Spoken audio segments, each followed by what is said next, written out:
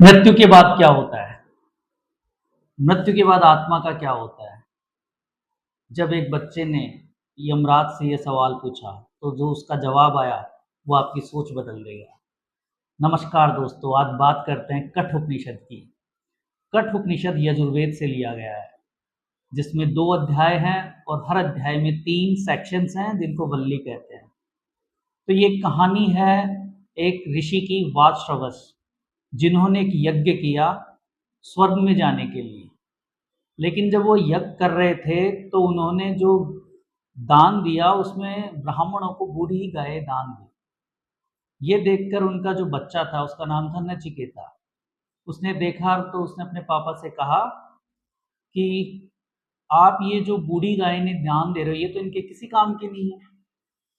तो उन्होंने कहा ऋषि ने बच्चे को कि बच्चा आप जाओ, इसमें कोई दिक्कत नहीं है। तो उसने कहा कि ऐसे तो मैं भी आपका काम करनी हूँ, आप मुझे भी दान दे दो।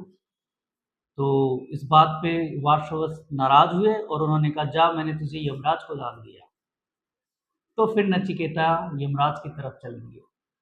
वहां जब गए तो उन्हें पता चला यमराज वहां है ही नहीं।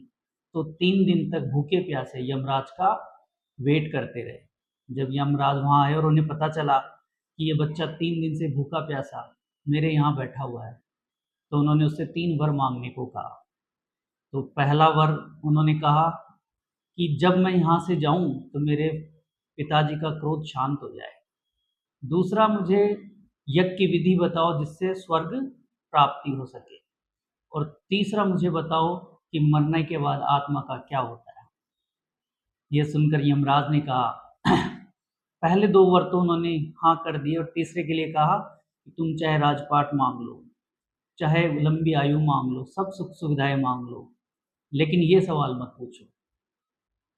लेकिन नचिकेता ने कहा कि नहीं, मुझे तो यही पता करना है कि मरने के बाद आत्मा का क्या होता है। तब यमराज ने बताया कि श्रेय और प्रेय, ये 2 रास्ते होते हैं मनुष्य के पास। एक श्रेय और प्रेय का सिद्धांत।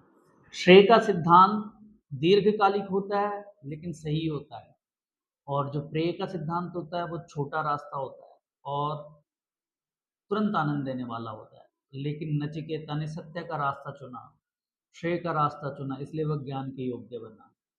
फिर यमराज कहते हैं कि आत्मा क्या है, कि आत्मा ना जन्मती है ना मरती है, वह शाश्वत है, वह अमर है, सिर्फ शरीर ही बदलता है, आत्मा नहीं बदलती। फिर एक बहुत ही फेमस एग्जाम्पल है कि इस पूरे शरीर को रथ का उपमा दी और बोला कि ये पूरा शरीर रथ है और इसका मालिक आत्मा है, और बुद्धि इसकी सारथी है, और लगाम मन है, और इंद्रियां घोड़े हैं। अगर तुम्हारा बुद्धि या सारथी मजबूत है तो तुम्हारे जीवन का रास्ता सही होता है, और लेकिन अगर मन और इंद्रियां भटक जाती है तो जीवन भी भटक जाता है। फिर चौथी बात बताई कि